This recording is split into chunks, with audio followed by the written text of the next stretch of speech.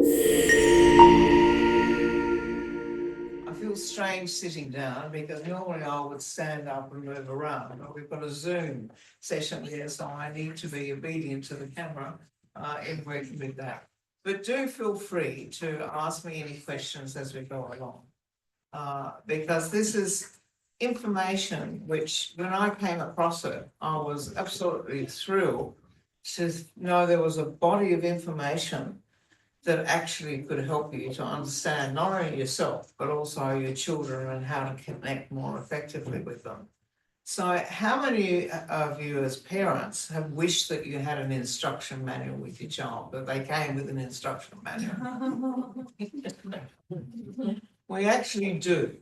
And it's written on our faces, and it's written in every non-verbal expression that we have of how our brain is wired and how we're processing the world. But the challenge, of course, is to know how to read that instruction manual and to know what you're looking for. So the original work that they did was 20 years of research where they simply just videotaped and recorded how a person responded and behaved. And then they started to see patterns. And they thought, oh, this is interesting, that if we can identify these patterns, and they found that when people just moved around the room and talked to different people, that they found they could understand or connect together. But when I came back to Australia, I learned this work in the Netherlands. And when I came back to Australia, Dr. Reza and I took it up to the neurological level and to look at all the research that was out there to understand how to do that. So that just to understand that when you go to observe people, one of the things that they said is that hand movements gave you a lot of information about how you are neurologically wired. And I thought, very skeptical. I don't know that I believe this. So I then started to look at all the talking heads on television, and I found that people who move their hands in this plane, the politicians, in this way, move their hands up and down in a vertical plane. If your hands go in that direction, you are wired through thinking. If your hands go more in a horizontal plane, whether they're short staccato or rolling movements, but in a horizontal plane, you are relational, that you like to ask questions, you like to be interactive, you like to be able to work with the information. And then people who move their hands in a soft, slow movement backwards and forwards from their body are wired through doing. So they're kinesthetic, and it's through movement. And we usually have two movements. So you will find some people doing this and doing this. So these people are mind relational. But with this work, I decided that, and a consultant said to me, why don't you give it colours? And I thought, interesting idea, I'll try that, because rather than remembering was it mind relational or relational mind, by having a colour and using a metaphor of a tree to work out how you actually go about processing information. But I'll go through the PowerPoint and go through, and what we're going to do is for you to identify what social brain you are, and then you may be able to work out your children. Some of you may be able to do that with the little information that I share. And then we will look at some of the applications of it, or any questions you have about what you do with different forms of behaviour in working with it. Because everyone who's a particular social brain, when they process it interactively. They don't want to be told what to do. They want to be asked the questions, and they want to be part of the decision-making process. So if you know what way the brain is constructed, then you've got a very good way of being able to do that. So I'll go through and do these three little exercises so that you can work out what you are. Any questions before I go on? And do feel free to interrupt me, because I don't lose my place. I can go back to that after the discussion. So those three children, for those that know anything about the social brain, I said, do you know from the photograph who they are? And when I used to look at photographs, I thought, oh, I don't know what social brain they are. But when I got more and more used to it, I could look at the different photographs and say, oh yes, this one has this type of smile, this one has this type of expression. But just to start with, is this the one that I've done? Oh, yeah. Yeah. They happen to be my grandchildren. They are now 21 and 19. So I've had the joy of seeing this particular tool, which is a tool of perception, applied for all of their lives, and being able to see how it's really impacted and developed as they've gone on. Both have the same stimulus. The one on the right, you see no expression on their face. It's all in the eyes. The one on the right, you see every reaction that she has will come on her face. And so you know exactly where she's at. And she'll nod when she agrees. She'll probably shake her head when she doesn't agree. But she's all the time providing you with feedback.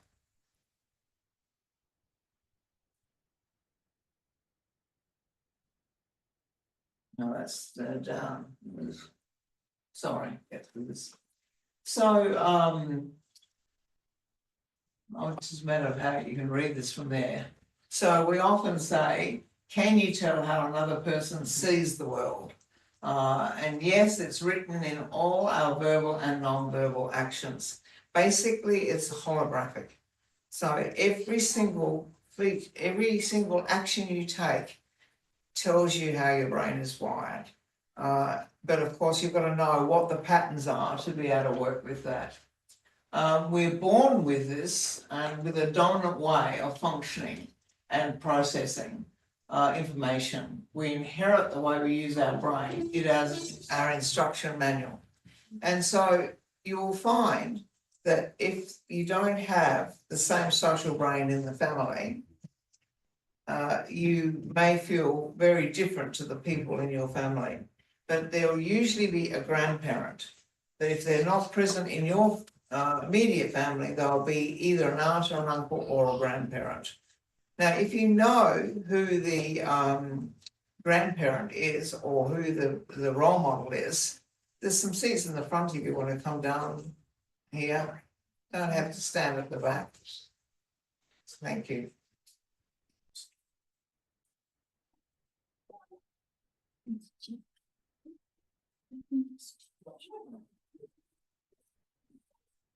And the value of knowing who that member is in the family means that you're able to go to them and ask them, if this happened, how would you like to be communicated with? So they will always give you feedback. And even though there's a body of work with this work, the great thing is that you can ask the person that you're interacting with what would be suitable in the way that you talk or you interact with them, and they'll be able to tell you that. And so you don't have to know all the information. You can ask another person, how could you work with that information? So first of all, is simply some people process by doing. And so we use the action or the physical part of our body. If we like to process first by thinking, before we speak, we process by the mind or the nervous system. If it's relational, that using the interactive part of the brain. So you can observe how a person processes information. And one way we talked about hand movements. So here you see a child, you know, they go like this in the way that they're working. And so these children are relational.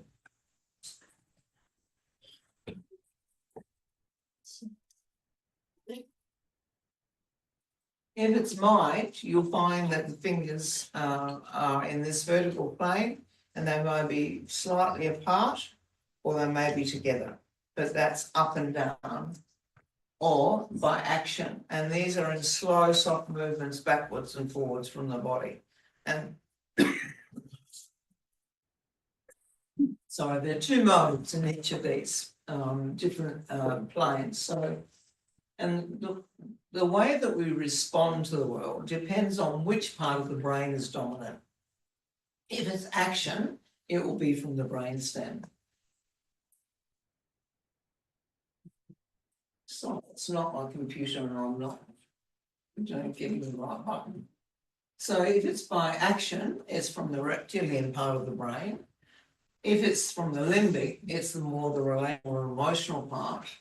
And if it's from the frontal brain, it's where we do all the learning and reasoning and moral decision making in the way that we work. So we use all of our brain, obviously, but this is like the first way we interpret the external world. So through our senses, we take in the external world, and then we have to be able to interpret what it is that we have perceived, imagined, thought about, and then commit to memory. So a child, if it sees a dog and it's never seen a cow, when it sees a cow, it will be recalling the things that they know. Oh, look, Mummy, a big dog. But they say, no, it's a cow. It makes this sound, it moves in this way, these are the features and aspects of it. So it's understanding how the brain is networked to be able to pick up the information, interpret it, and perceive what's going on. So just as far as I've just talked about then, is from the brainstem will be our action part. If it's relational or limbic, and if it's from mind, it's from the neocortex. Basically, we use all three, but one way is dominant. And it is the lens to the world that we see. So, for example, if you go into a doctor's surgery or into a shop, what do you pay attention to? You know, do you pay attention to She works for the police operating to the conversation? We all focus on a different thing. The challenge is that most people think that we all work the same way. You know, I say well, doesn't everybody? No, they don't. And usually in our relationships, we choose somebody who is a complement to us. So it's why we see the world so differently and why we have such confusion in the way that we work. But we're all wired to connect in a particular way. Now, to make it even more complicated, is that we have three beings in one. We have a physical being, we have an intellectual being, and we have a spiritual or relational being. In that, with the first part is how we process information, and that's fully developed when we're born. So if that's through thinking or through doing or through relating, that we have fully developed. The second part of what we process, in other words, what we focus on in the outer world, is only partially developed. And so it's the learning in life that develops that. And then the third area we don't get naturally. And so in a way, the journey of life is to develop our physical being, our intellectual being, and our spiritual being equally. We attract experiences and opportunities in our life to be able to create an integrated way of responding to the world. And how we process information and what we process or what we value really shapes how we interpret the world. So all of us have this journey to do. And generally, in a relationship, you will attract a person who's got your missing area. First of all, you're totally fascinated by this person. Then you live with them, and then you're totally frustrated with them. And so all relationships have to go through a stage of norming, storming, reforming, and performing. And there are no shortcuts. But if you understand that you are structured so differently from each other, then it really makes the journey a lot easier. You can start to laugh about your foibles and the way that you do it. But of course, it can be very frustrating because they're certainly not like you. And when you first met them, you look through rose-coloured glasses, as they say. So there are 6 different ways to see the world, and we refer to this as the social brain. And one of the things that they found about the social brain is that when a person was sitting still and not interacting, not doing anything in the environment. There was a tremendous amount of glucose that was being used in the frontal brain, and they didn't know what was going on. And then they realised that we're processing all the time. We're taking in so much information from our external environment and interpreting it. So this is what we're doing, is interpreting what's going on. And I gave it colours simply because it was easier to remember. So purple is the relational mind process, and purple is a bit like the photosynthesis process between the tree and the sunshine. These are very big picture thinkers. The blue is the opposite way around. They use their mind in a very logical, linear way to attune and pick up on the people around them. Whereas the green is mind, but their outward reaction is doing things. They think about how to do things and very good at systems.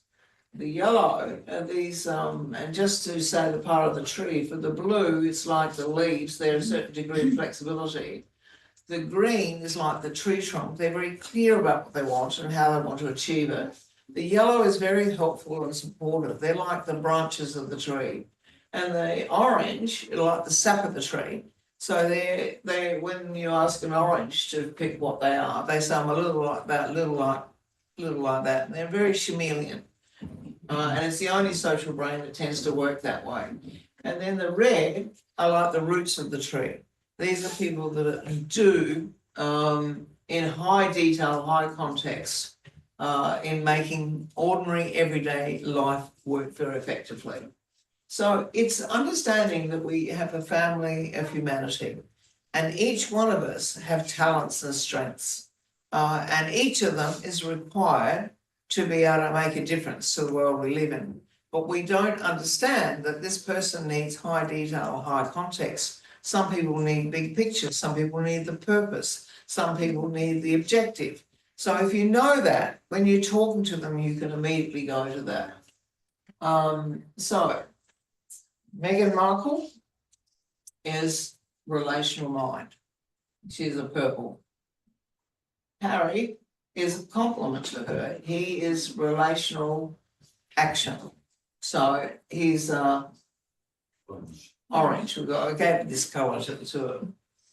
Here, Prince William, see his hands more in the vertical plane, going out to his body this way or up and down this way. He is blue, so he is mind relational. So a blue will process things in this logical, linear way, but will attune and pick up people's feelings.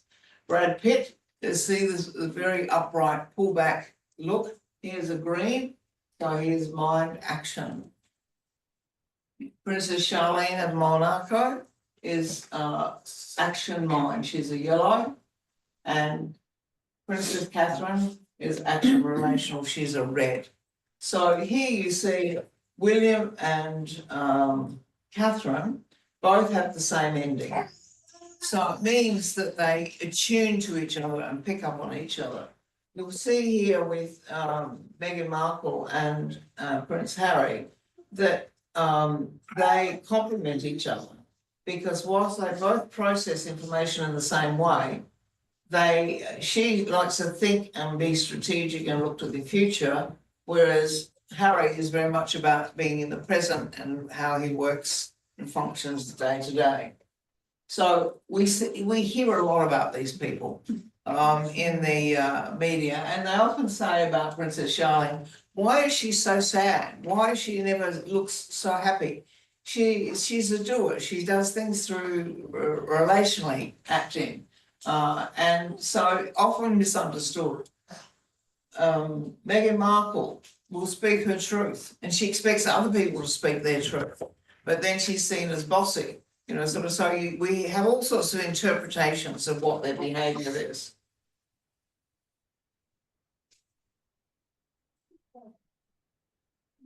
So what does it look like in children? This child is a purple, and they're very relational and give you lots of feedback. These purple children have a very direct, solid gaze. They look at you and they hardly blink. Then an orange child is incredibly shows every emotion on their face. Very mobile faces, often their eyebrows move in all different directions, but everything they're feeling, they will reflect on their face. Whereas this is a blue child, and he, when he smiles, he has an absolutely brilliant smile. But when he's talking to you, it's a very serious, intense look. And for a purple, when they talk to a blue child, they don't get the feedback they're looking for. And so they think, oh, they don't understand me. And so we can make assumptions about what the other person's doing from our own lens. And this is Princess Charlotte, and she is a green. So it's the same as Brad Pitt. There's that pullback look with a very erect posture in the way that they work. And this is the yellow action line, very soft, very gentle. You'll often find that they just sit and listen and observe. When they've got something to say, they're very happy to talk about what they've done, but they're only interested in facts and data. And here, the red is action also, but she's relational in that she connects to people and she does her love for people. But they're warmer in their interaction with you. If you sort of feel their energy, you'll find that there's warmth, there's sweetness in the way that the red child operates, and they're very good at doing their love, so that they're always looking to see how they can be helpful and help others. So first, I could not see the difference between these, but I got better and better at being able to identify there. But each of them comes with a set pattern. Tonight, we're not learning that. We're just looking to see what you are yourself and how you can translate this to some of your family members. So now here begins our first exercise. Because this is a default setting, in other words, you are hardwired in this setting, but we all learn to use all three parts of our being. But for a mind person is that they're all about internal processes. And so to do this exercise, I want you to think of either how you were as a teenager or when something new, when you make a decision about a new thing, and then think about how you do that. I'll give you an example. I was working in the Gold Coast, and then I was invited for a job in Sydney. Certainly wasn't the action part of bringing the removalists to sort out how I was going to move. It was my grandchildren were upset. So I'm relational first. So the first thing I had to go and do towards this move was to make it okay for my grandchildren, so that to make sure that they were happy or that they understood why I was going. So I want you to think of a new situation, or when you're a teenager, of how you go about solving a problem. And if it's mind, it will be all these internal processes. You'll be thinking about what you've got to do. You won't be looking at your feelings. You'll put those to the back burner, and you will look objectively at all the steps that you've got to do. You see a vision of what you're going to be doing in that new scenario. You look for an overview of information. You don't want the detail yet. And you want the structure, how you're going to organise yourself, and then what values are important to you. If you're relational, it's dead opposite. It's all how the processes work between other people and yourself. So it's how you feel about it, how it affects you personally, what relationships are involved, what you've got to communicate, what you've got to organise, and your visualisation of seeing yourself in that situation. Whereas if you're a doer and an action person, you simply get on and do it. You make it, you do it, you bring it into reality, you pick things up through your sensory awareness, the practicalities and the systems view. So you're not relating to your feelings or your thinking. You're just simply trying to work out and get on and do what you need to do. So can you put your hand up if you think mind is your dominant way of processing? Okay. Who would say relational? Okay. Who would say action? Yeah. Okay. You're not sure. Yeah. And I'm asking you questions you don't normally think about. So don't feel ridiculous if you can't figure yourself out, because we just do, and we think everybody does it the same way. And we'll do 3 exercises, so we'll get there in the end. And doing, in any case, it's written on your face. So I could tell you what dynamic you are, but I'd rather you understand how the process has worked in doing it. And then you find you get better and better at this in working with it. So the next exercise is all sorts of squiggles. And this is really just the process of how you work with the information that you work with and the colours. And as I said, the purple, see the end in the beginning. And so they look right to the end, and their head is a bit like a video camera. They can visualize because they have a visual spatial memory. They're very big picture thinkers.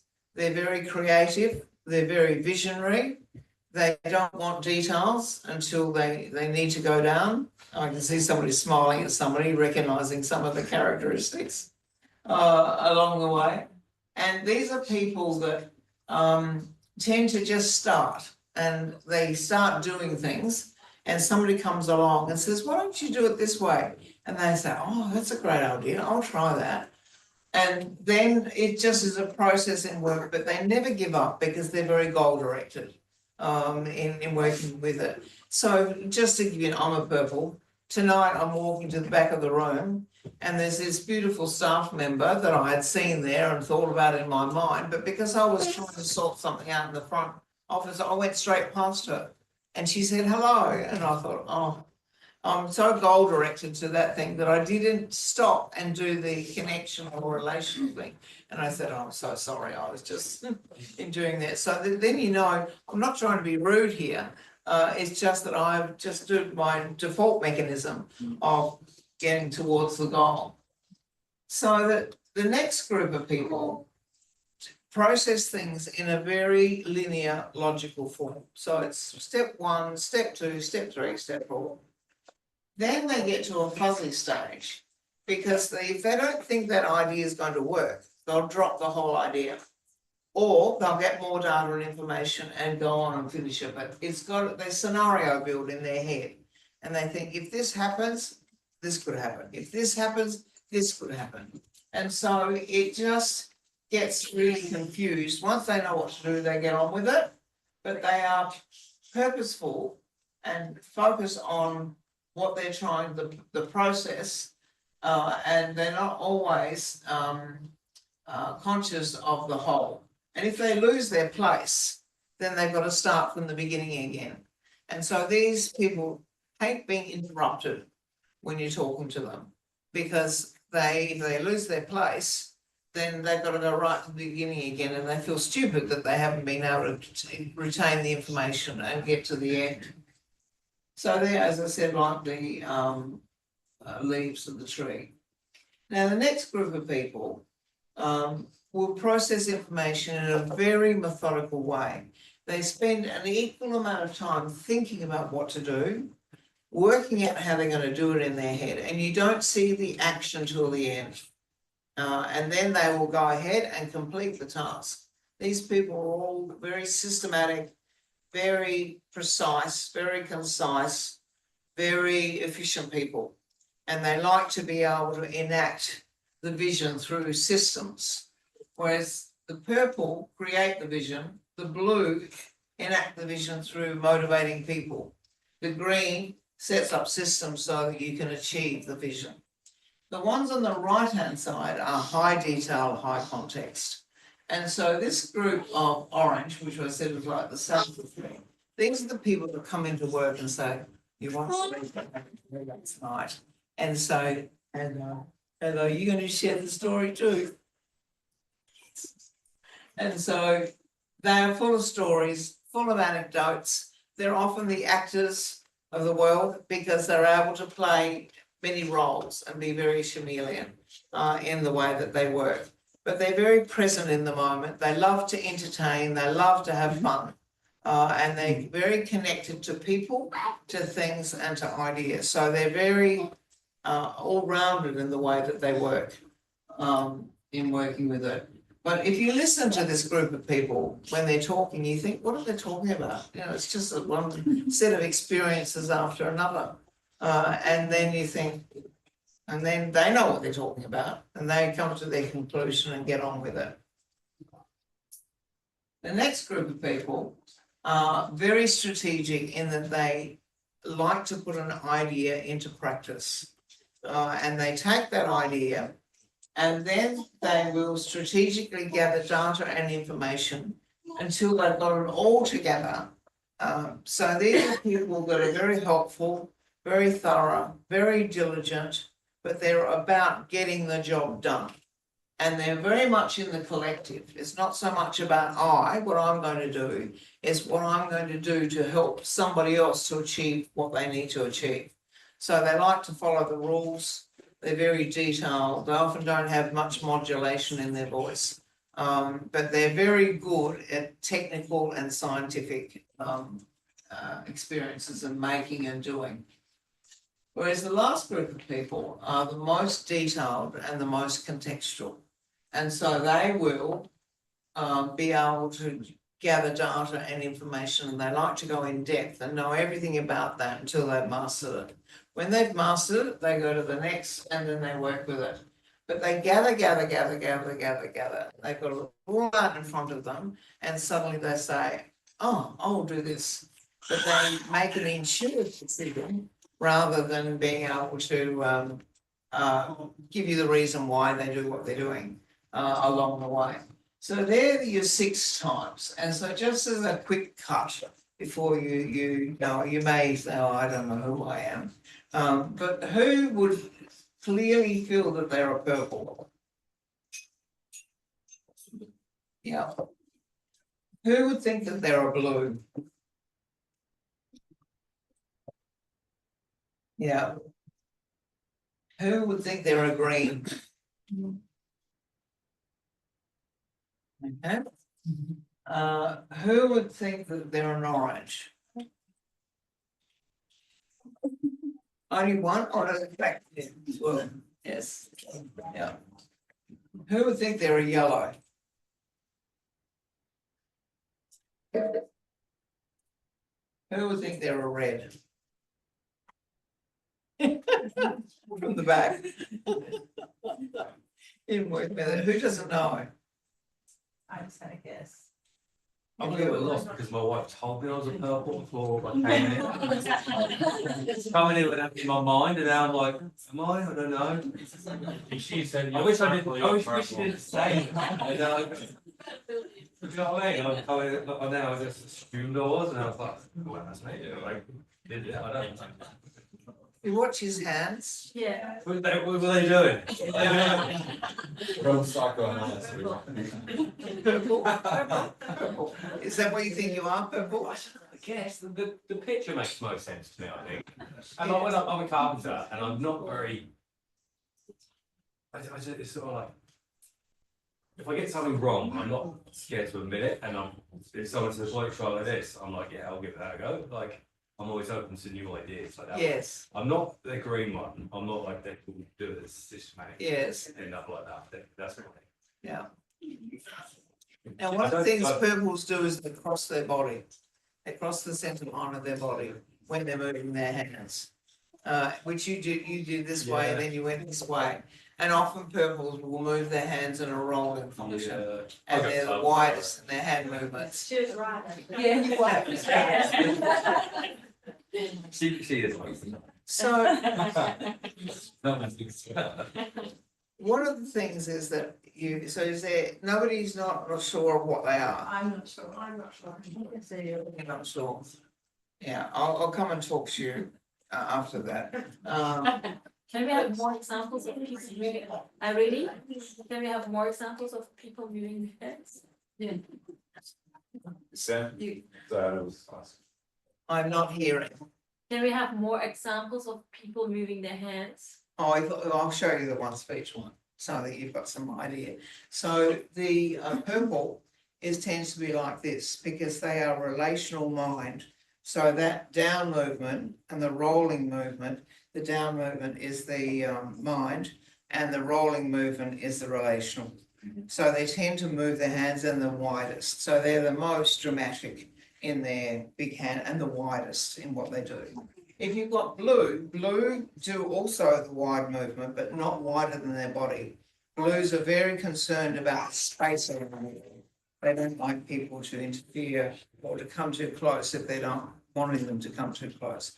But they have their fingers are apart, and they will do this up and down like this, and they will move their hands out to the in the horizontal plane. So this is the mind, and relational is the wider horizontal movement. The green will have their fingers together or their hands together like that, and they will go up and down like this, or their fingers will be together and they'll go in this plane. So it's generally in the up and down function that you see that, but fingers together and hands together. The orange, so you're talking to an Italian or it is, but basically they're short staccato movements. And so if you see that every description has a hand movement, now I'm doing this because I'm purple, but you'll see an orange will do it in all the sort of way through there. Is this got anything to do with like the Ninja Turtles? Because there was the purple one, the orange one, and the orange one, but he was all like, he was the crazy one. The red one was quite well thought out. The purple one had the big bow star, so he would have. Yes, Would that have gone off there, or is it just like other kind? it's 50% of purple and orange are the same Yeah. because you're both relational. But what you focus your attention on, an orange will focus on my daughter-in-law's orange, and my son's a purple. If he was going to go out, he'd go straight to the car and do that. An orange would see as something that needs putting away, so they stop and put that away. Then that distracts them, and then they go and see something over there, so then they go and put that away in doing it. And so the purple who's now out in the car waiting, so for my husband who's an orange, I know that it takes him 15 minutes to get out of the house. So therefore, as a purple, I can go and use that 15 minutes to do something else while he does all the various things that he sees as distractions along the way. It's not right or wrong or good or bad. It's just how you're wired, because the orange says, if I don't put it away now, I won't get it away later. So let me, it's more effective. Yes. I'll tell you what, if you switch on a 4-year-old, I noticed it the other day, because we've been talking about this at home, and we went out, and it was me, Kaya, and Ruby went out, and my wife was somewhere else. But we both kicked our shoes off in the garage. Ruby, who's 4, she took her shoes off, took her socks off, put her socks in her shoes, and then put them in the shoe rack. Whereas me and Kaya just kind of. Yeah, because you miss the action part. Yeah. And so it's about getting on to the next job. Yeah. Because it's not time to do that then, and you're always moving forward with a trail of chaos behind you as a purple, unless you train yourself to do it. I know. And to be a finisher. So that's where we each have a missing area, and then you'll see certain behaviours as a result of that. And then for the red, for the You know, yellow, often their hands are in a downward sort of area, and they'll have but sometimes their hands are like this and sometimes their hands are like that, but they only use their hands to make a point. So when they're talking, it's just they use their hands to emphasize the point. Whereas if you're relational, it's how you feel about it, and you see that expressed in your hands. But both the yellow and the red are very much about emphasizing what they're doing, and it's more in this up and down plane for the yellow. But for the red move their hands backwards, and also the yellow will do it backwards and forwards to some degree. But the red will put their hand to their heart, because they are action relational. So how they feel about something, you will find it will come in, but a yellow won't do that in doing it. But it's this backwards and forwards plane, that what they call the sagittal plane, in the way that a yellow will move their hands. So just to go to the last one, and you can, if you're not sure, to see what that's about. Sorry. I've skipped all these because I've explained all the things that go with it. So here, this one is an overview, is they're very goal directed, they translate ideas into reality, very visionary, and they're very entrepreneurial. But their weakness or limitations are they're not realistic about the time it takes to develop an idea. And they're not present in their body and they miss the action mode. And we're not talking about doing things, we're talking about the virtues of the action. So they have to learn to be patient with themselves, they've got to learn to be vulnerable and be okay with that, and they learn to be emotionally resilient. So that's how you strengthen and you balance out the social brain. For the blue, they're very purposeful. They're very sensitive to developing people's capacity, but they're not also present in the here and now, and can be unrealistic about time because their mind, and they go into their minds and that's where they stay, trying to figure out and work it out and maybe scenario building and get overwhelmed in that particular state. So they can have to learn to persevere and to finish the job. Whereas the green is very principle driven. They don't talk about the principle, but they act out of that principle that guides them. They translate the vision into systems. They're very pragmatic and they maintain perspective and objectivity. They don't allow their emotions to derail them in the way that they make decisions. They're not sensitive to the human factors. So they need to learn to develop sensitivity and empathy in what they're doing, because it's not that they're not deeply compassionate people caring about people, but it's just a second order, that they have to do those things first before the other, because otherwise they are super sensitive often, the green, but they can get upset by that. And so it's better to keep that out of the way. Whereas the yellow is focused on the objective and very methodical in completing the task, diligent and thorough. But they find difficulty in expressing feelings and they lose sight of the big picture. They can get very myopic in what they're doing to finish the task. And they miss the relational mode. So they have to learn to know what their feelings are and be prepared to express their feelings. Whereas for the orange, they're very connected to people, things and ideas, and they're very present in the moment. These are often in public relations, in marketing, anywhere where when an orange is talking to you, it's like you're the only person in the room, because they just have this wonderful charming capacity to engage you and to be fully present in the moment. Very expressive and great organisers. They need to be more objective. These lessons are lessons all of your life. It's like a default setting. So they have to learn to not follow their feelings so much, but learn to be objective, discerning how much energy to put into something, and detached rather than personalising it. And you probably had lessons like that all your life that you learn. So you're aware, but under pressure and in a situation it's often hard to show that. And then for the red, they're often researchers, they're very pragmatic, very practical, very action oriented.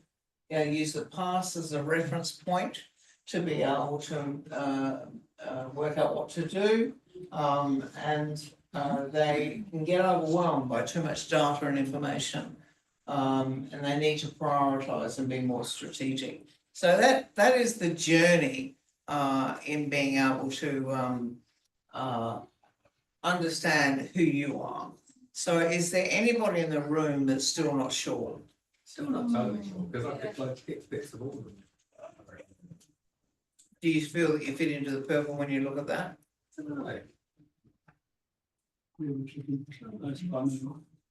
For some of you, it's not enough detail. This is a really broad overview of what you're doing. So, but just to give you an example of, we'll go through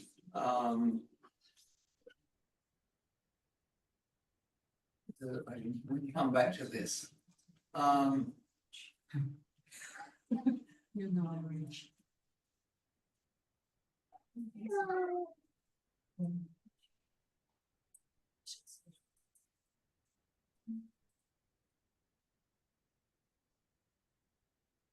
Wanted you to give some examples of the way that the different dynamics work together.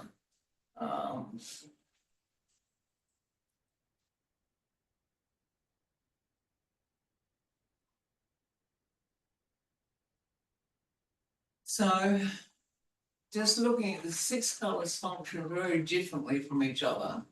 And if we expect the other person to process the same as yourself, you will always be disappointed and irritated with the other person's behaviour. If you're the same colour, you often connect very easily. So you'll find a lot of your friends will be the same colour as yourself, because you just get each other and you just know how to relate to each other. But if you're in a relationship, it's often very different. And it's about using our strengths to help each other to grow. If we can get past our ego state and realise that what irritates you in the other person is only an indicator of a quality, the upside of the irritant. So I'll give my own example, is that I'm an optimist and I find it really difficult if people are negative and critical. But I'm focusing only on feeling that they're killing my idea. Whereas I'm irritated by their focus on critical, but I'm not looking at the upside of being critical in that way. So these people are very realistic. They're trying to read the situation as it is and dictate and say how it is. Whereas I need to learn to be more realistic. So not that optimism is not a good thing to have, but to know when to use that optimism and that visionary impact, and when I need to be practical and realistic and applied. So it's in your relationship, it's about using your emotional reaction that you have to understand that that irritation is not to do with them, it's to do with yourself. And that when you can actually identify what is the positive, then you can turn to your partner and say, how do you do that? You know, how is it that you observe all the physical, practical things that you need to do? What are you looking at? Because you're not wired for it. If that person's an action person and you're a mind person, is you're all the time thinking about how it's all going to figure out in the mind. But the action person is wanting, how will I do that? How will I enact that? Very different processes. So we usually pick a partner who's different from ourselves. They usually have a strength where you have a challenge. This can be the cause of conflict, or we can strengthen our weakness by adopting some of their strengths. And so if you understand that each other's got the lessons for the other, but it's being able to get over our ego state and understand that it's... So this one, I wanted to give you an example of what happens between an orange and a purple when they're interacting, is that for oranges, not to greet somebody as they're coming through the door, they would consider rude. For a purple who's talking to them, they would not break gaze because they would consider that rude, because they are talking with that person in what they're doing. So, you know, purple is sharing an idea with an orange, and they, the orange, look up to acknowledge the person who has entered the room. The purple stops talking as they consider the orange is not interested, because the purple needs constant eye gaze. The orange would consider it rude not to acknowledge the person who has entered the room. Now, if a purple knows that, it still doesn't change your internal reaction. If I'm working with an orange and they're looking all around the place, but I've got to be able to reprogram and saying they've got two channels as an orange. They can both see and hear, and so therefore they can do that. They're the only social brain that's got this dual channel in the way that they work. So the purple needs eye contact to know a person is interested. An orange is audio and can multi-process, and it's still listening as well as acknowledging the newcomer. If the purple knows this about an orange, they can continue talking and not think they are disinterested. So it just gives you an example that when you know how each other one works, then you can make allowances for this, and it's a wiring job. So it's not that they're trying to be difficult or trying to ignore you, so you can reframe it. So, no, darling, how are you? How are you? You're listening so intently. Beautiful. Along the way. So, any questions before we go on? There's already times where I've shared this stuff with my friends, and sometimes their response is that people are too complex to be put into a particular category, or they feel as though, depending on the time of day or the week or whatever, that they feel more in that direction or this direction. What do you do? Like, I found it a little bit tricky to know how to discuss that. I said, well, for me, it's when you're having a meltdown, or in those moments, there's particular moments where you revert right back to a certain way of being. And I know that when I talked to you for quite some time about the blue dynamic, which is what I see myself as, when I'm in moments of a panic or, that having a meltdown, it's exactly how you've described it. Well, when you tend to have a reactive response rather than a creative response, is that you're doing too much of a strength. Yeah. And so then it becomes a weakness in the way of doing. So it's like a seesaw. If you are very sensitive and very attuned to people, then you're going to do more and more and more and more of that. And then people who are not understanding where you're coming from think that you're very cold and distant because you're giving them no feedback. Whereas they don't understand you're attuning to that person and picking up from where they are. So therefore, you're having to strengthen your missing area, which is about the physical world, which is in being present or being able to take yourself out of that highly emotional reaction and get back to your thinking part, which usually you need more facts and data to be able to have that information. But we're also, this is a default setting, but your environment greatly influences you. Mm-hmm. And sometimes you act more out of, like yours is mind relational. So sometimes you act more out of your mind, or sometimes you work more out of it and get stuck in your feelings and emotions. Mm-hmm. And so the more that you can view yourself and be aware of it and have strategies to get out of it, but it's all the time trying to strengthen that third area. So my daughter, who is blue, and my granddaughter is purple, I said to her when she was very small, she will miss the physical world in that she was always moving forward, never putting things away, whatever. So I said, take particular attention to training her to be a finisher. And so she organised her toys to be she was spatial, she had all the things in there, and then she could, at 21 months, she could go, she knew exactly what was in there. She'd take 2 or 3 boxes, sit down on a mat, play with them, and then she would return them and put them away. Now that's really was a hard thing, but she could do it when she was very young. And the older you get, the more you've got habit patterns that are hard to do. So it's more how much you learn to strengthen your missing area as well. Somebody else over here had a question. I get the organisation. I mean, at the beginning of the week, I have to come closer to the.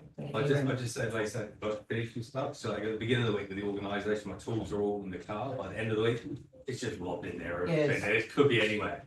Yeah, because I you've got start with organisation. By the end of the week, it just falls apart. Yeah, but you've got a visual memory, and you'll remember where things are. Yeah, it's in there. Whereas someone who doesn't have a visual memory, sort of will like turn my husband I try to be organised, but it's just where a road is. He said it's pointless telling me ahead of time. Wait till we're there.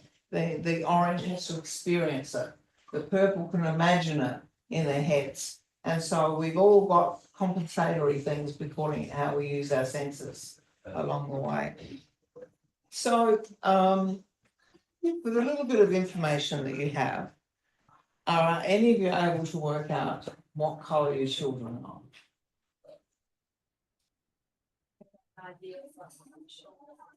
Well, I'm pretty sure I'm not sure about the young. So, what colour did you say? My eldest son blue, I think, and Blue. my youngest son, I'm not sure. Okay. So would you like to know some strategies for being able to work with the different coloured children? Because each of the children have at least 3 strategies that if you use these, you will help that child to meet their emotional needs and overcome things. So for a blue child, one of the things that they can happen is that they lose connection with you. And if they lose connection with you, they will have a meltdown in that moment. The other thing is that they always want to be capable, they or competent, that they know how to do something. So if they don't know what to do or how to do it, they can also have a meltdown. For a blue small child, if you pick them up and hug them, you'll find that it then stimulates the serotonin, body gets flooded with serotonin, and the child calms down. Because a blue child can go on for ages in their upset state in working with them. And it's being able to know that for that blue child, they need advance warning, which you've probably worked out already. They need advance warning about everything because they miss the action part, which is the emotional need of the action part is certainty. And so if they're not certain of what's going to happen, in the moment and they're at sea, they don't know how to do it. The second thing is that they always need time to think something through before they give you an answer. So I'll give you a story around that. My daughter has a blue daughter and she was about 3 and she would ask her to come to dinner and she just ignored it. She was just continuing on with what she was doing. So I said to her, give her an advance warning. So she said, in 5 minutes, I want you to pack up your toys and come and eat your dinner. And they're also blues and negotiators. So she turned around, she said, I'll be there in 3. Because she always had to have the ability to be able to negotiate what was going to happen, you know, and do that. Who thinks they might have, and the third thing to say for the blue child is that they want that ability to be interactive and to negotiate what's going to happen and what reward is going to happen or how they're going to be doing it. And they feel happy when they can negotiate what's going to happen. Drives you crazy, but they enjoy that negotiation. Who would have purple children? Really, my daughter is apparently orange. Yes. She's negotiating all the time. Is that an orange thing as well? That they do what? Negotiate. My orange, Sasha, is apparently orange, and she's negotiating all the time. Yes, because an orange child loves stimulus. You know, they love excitement, they're wired by the emotional need of novelty. So they're all the time seeking, and the other one is the action part that she's all the time wanting to do and wanting to explore and wanting to have attention in working with that. So they would have 24/7 attention if they possibly could. And the other thing is that they want what they want now. So, but if you use the words no and don't, everything escalates.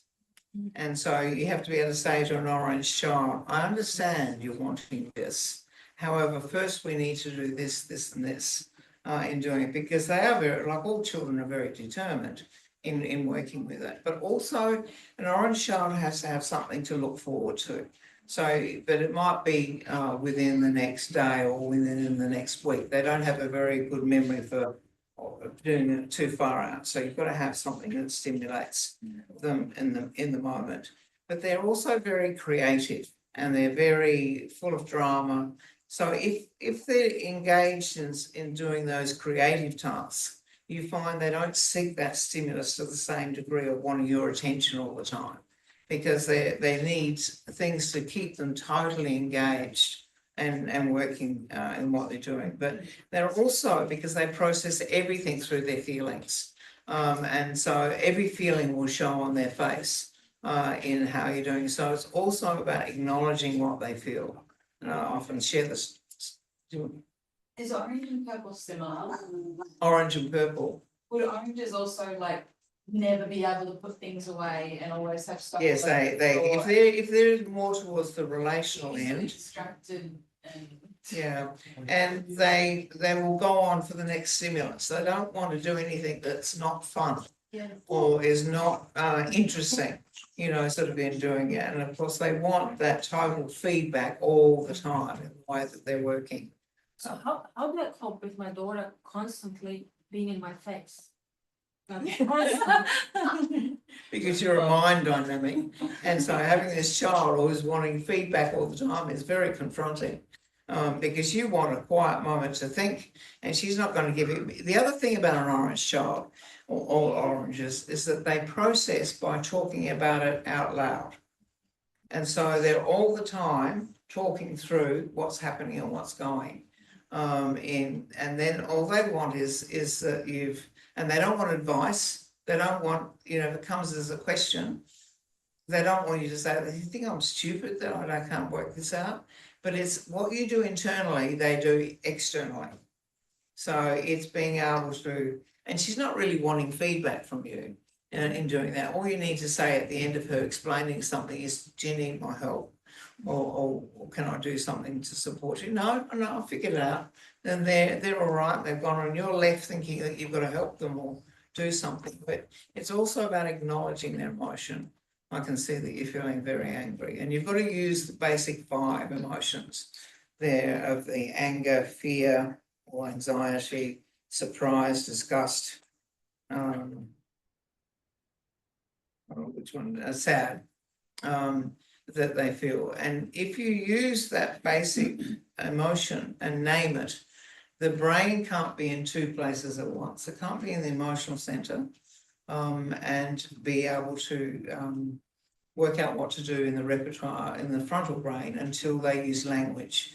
And so if you can teach them to say what they're feeling, because she's in a jumble, she doesn't know what she's feeling. So if you name it for her and then eventually ask her, well, what are you feeling here? Then the minute they use language, they go from the lower brain to the frontal brain. It's understanding that the frontal brain is where all the repertoire of memory is. And you learn behaviour in the same way you learn to read and write, but particularly how you learn to read. And do any of you remember how you learned to read? Most of us don't. But there's 3 words they say: repetition, being systematic, and being consistent in what you're doing. And so if a child is able to be emotionally safe, they will stay in the frontal brain. You need cortisol to form the memory structure. Too much cortisol, you go to the lower brain. And then there's no memory formed about the action. So a child, as soon as if you use negative or correct a child or do anything which is in a negative sense, the brain immediately downshifts to the emotional brain. When you're in the emotional brain, you have no access to repertoire.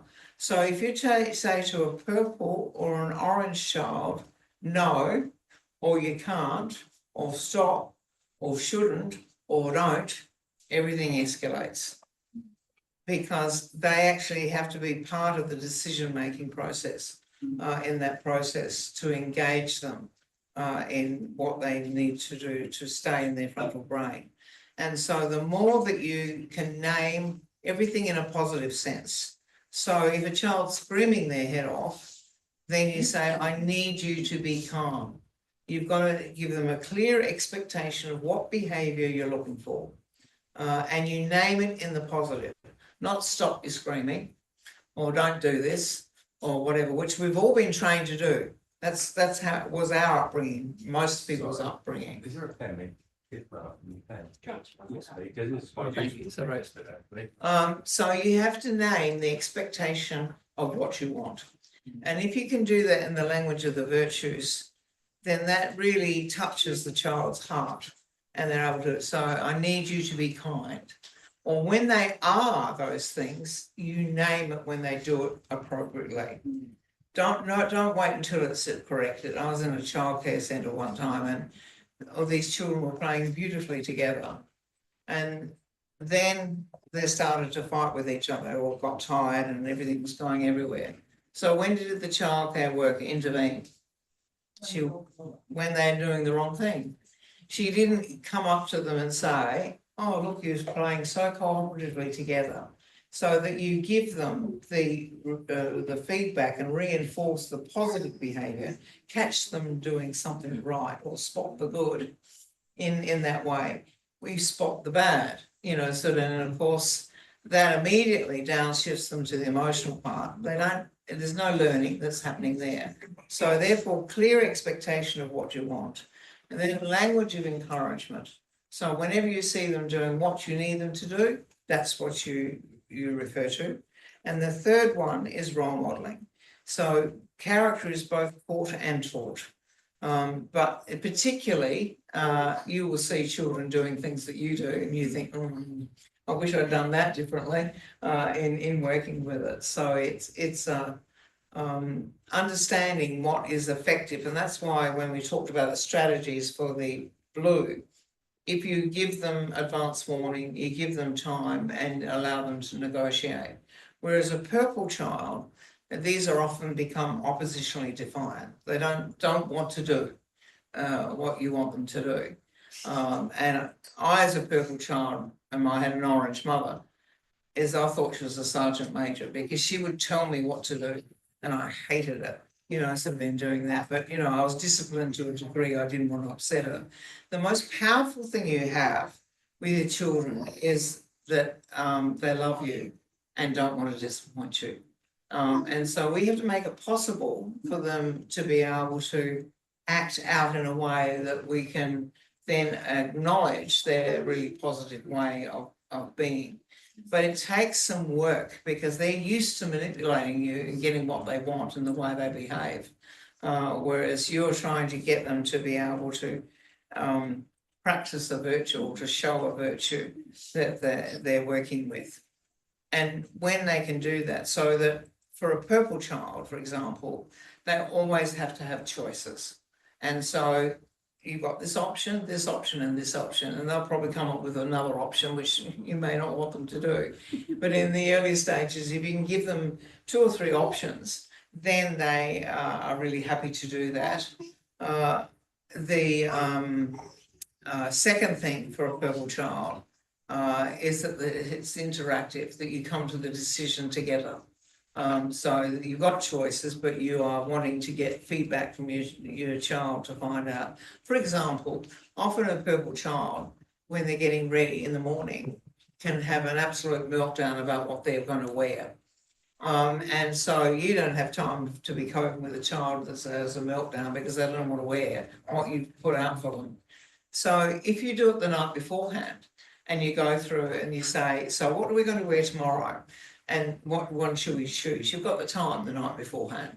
So then they've agreed to it, it's there, then they get ready immediately in the morning because that's all been taken care of and they've had their say in it. Now the third thing is because purples are always moving forward and they get very stressed by having to do sometimes the practical tasks like putting their toys away and just doing the mundane activities. They hate repetition. They always want it to be exciting. Oranges want stimulus. They want things that will stimulate their sense of fun and activity, but purple want something to be exciting or different or interesting. And then the third thing you've got to do is set an agreement with them because their highest values are integrity. No, sorry. Justice and respect. And if they don't feel they've been respected in that situation, then they also get very upset. But if you go through and see the sorts of things they love doing, then you have got 2 or 3 of those. They like to spend time with their father or time with you or like to do their Lego or whatever the case is. You find out what they love doing most and then you say to them, you can get to choose which activity you can spend more time doing so that for anything that's a physical routine task that they've got to do or brushing their teeth or getting dressed in the morning or whatever the case is, then if they can reward themselves, so after they've done it 3 times or 5 times, they've got a reward they can look forward to, then often they were happy to comply with that. And you have to, with purple children, you do one little task at a time, day by day. My son would get up in the morning and I realised I hadn't taught him to be tidy and put things away. And I'd get up in the morning and scream my head off because I was so annoyed with doing that. I thought this is really counterproductive. So then I said, do you mind if we put the sugar bowl away? I don't mind about anything else, just the sugar bowl. Do you mind if I come and check in the morning? Next morning, thank you so much for putting the sugar bowl away. It's very helpful. For 7 days, I just monitored putting the sugar bowl away. The next week, do you think we'll put the sugar bowl away and the Weet-Bix packet away? Don't mind about anything else, just those 2 things. Can I come and check? And how many items there were, that's how many weeks it took, but I never had to do it again. Don't you have to tell kids something like 300 times until they, is there like a certain amount of time? 400 times. 400 times, Yeah.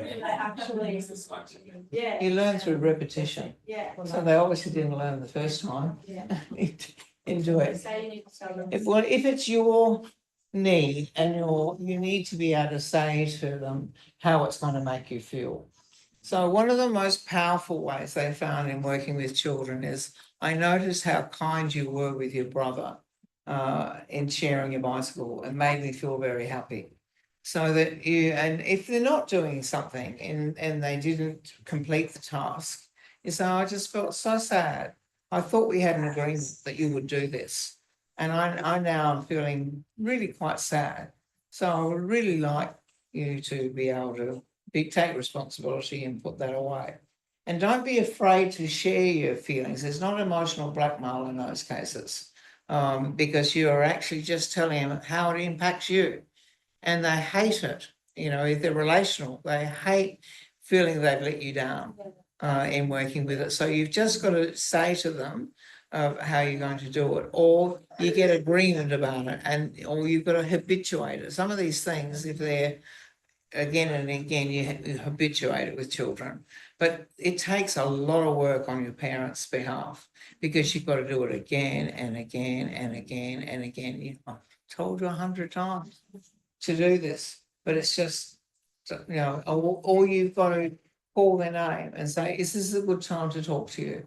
Because they're in the middle, particularly purple children, they're in the middle of doing what they're doing. So is this a good time that we could talk together? I'd like to talk about how we can be more cooperative in what we're doing. And it's one of the strategies that they also say is to have family conferences.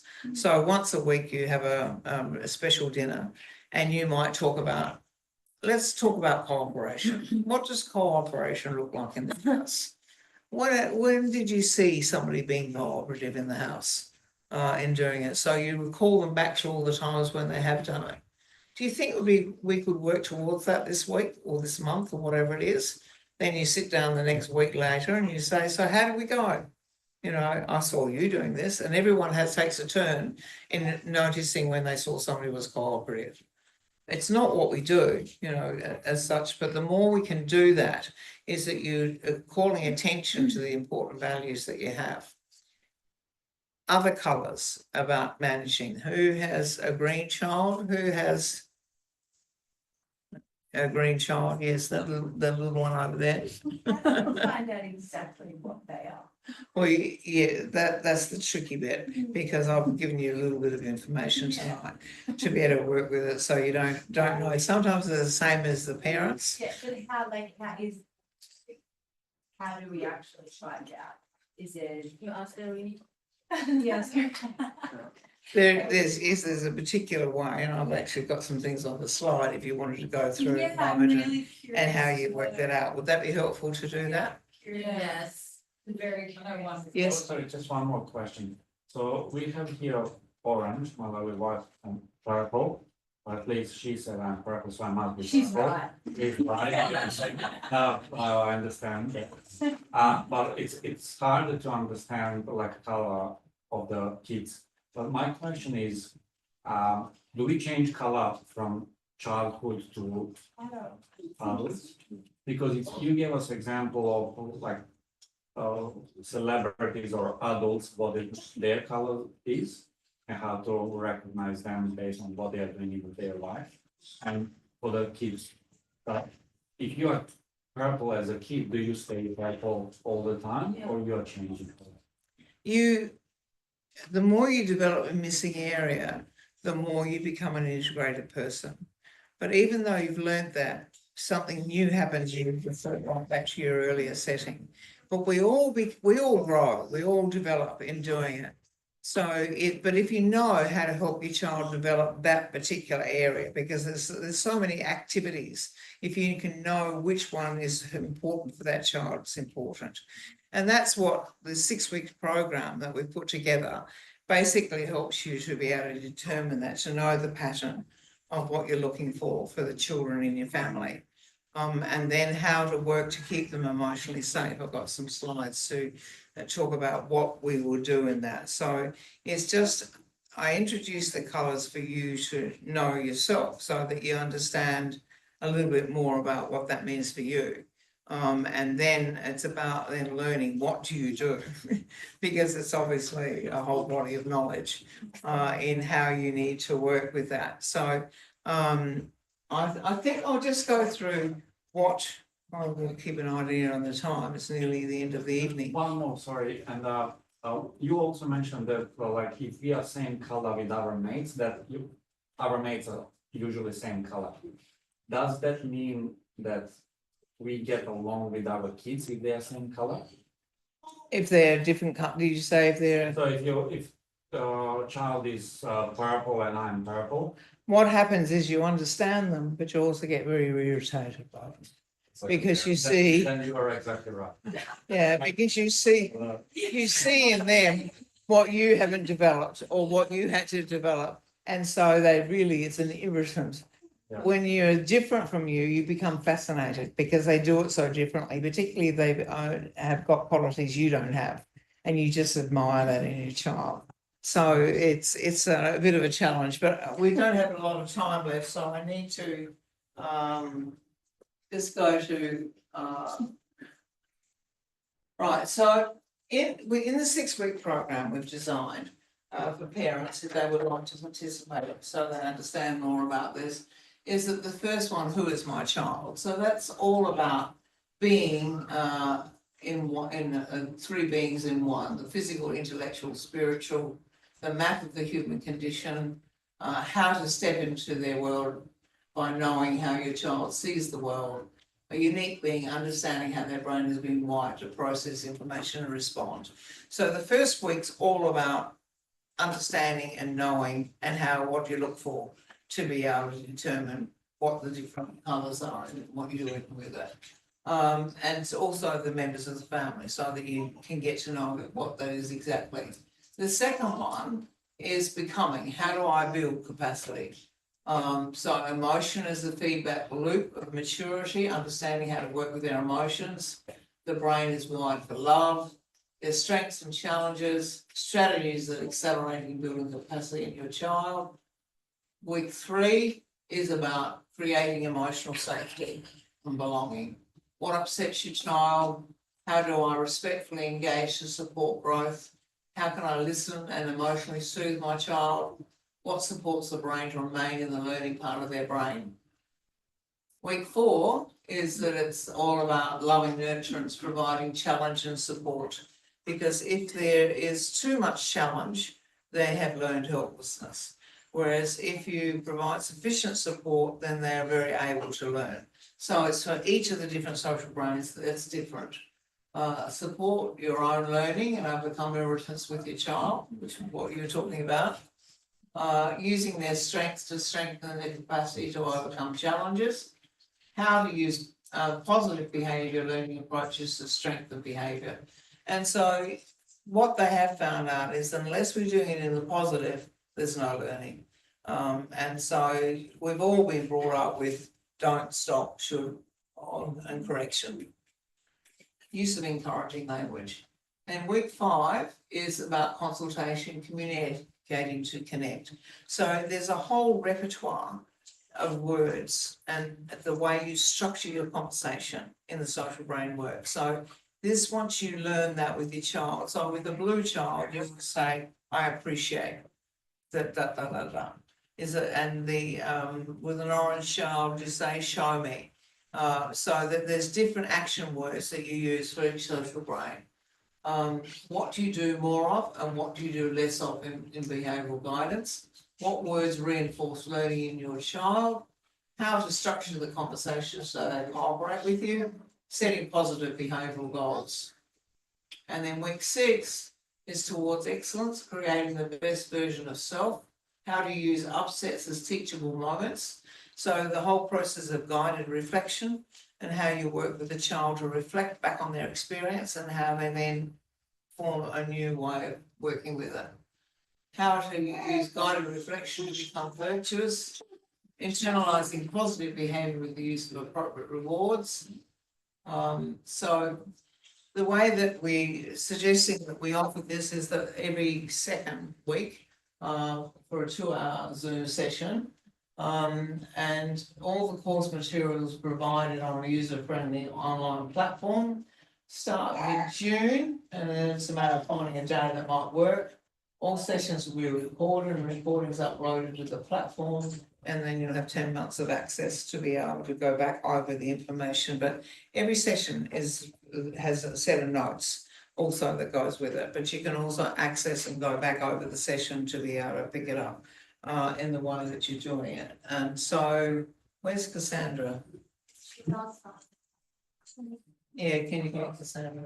So, in order to be able to learn how to apply this, one thing is to identify who you are, but then you've got to know, or in what way do I now use this information so that it's beneficial and that you bring out the best in your child in doing it. I've been doing this work in inspiring choices for the last 4 years or so. We've worked a lot with some of the children that have had many challenges. You stay, don't run away. Yeah, I'm not leaving. And it's been amazing to see what happens. There was one little child that when he first came in, he was swinging, enormous amount, and I hang on to it. He's a little orange child, 5 years of age. He said, I will do what I want, when I want, and how I want. And I'm thinking, you better remove yourself from this situation before you open your mouth. And so I thought I'll leave the mother to handle it. 6 months later, she said to me, this is my dream child. You know, when he was beating up all the kids in the kindergarten yard, 6 months later, if there was an altercation, he'd go up to the children and say, are you all right? And give them a hug. And she said it was just amazing, the transformation of this child. And so the work that we do at the clinic is very much about how we work as a mosaic in being able to help them with all the different parts of their development. But the importance of this work is that you keep your child feeling emotionally safe. If you know what is the neurological wiring of your child, you have emotional safety. And then your child will learn, and then it becomes a joyous experience rather than a constant battleground of trying to work out how to manage a child along the way. So I'll just